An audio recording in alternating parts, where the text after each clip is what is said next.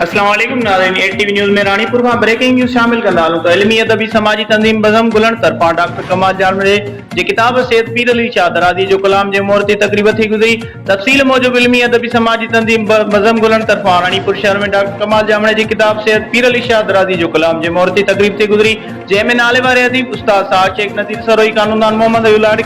Professor Mukhtiar चनाए ॿियनि किताब कयो, जंहिंमें अदीबनि शाइरनि पंहिंजा वीचार वंडींदे चयो त अॼु जे दौर में जिते इंटरनेट ऐं ॿियूं सहूलियतूं मौजूदु आहिनि उते किताब पंहिंजी अहमियत बरक़रार रखियूं पिया अचनि ऐं जंहिं क़ौम जी ॿोली अदब सक़ाफ़त सगारी हूंदी आहे उहा क़ौम धरतीअ जी ॻोल्हे ते पंहिंजो ऐं पंहिंजे तहज़ीब जो वजूद बरक़रार रखी सघंदियूं आहिनि। वकार सोलंकी, एटीवी न्यूज़ रानीपुर।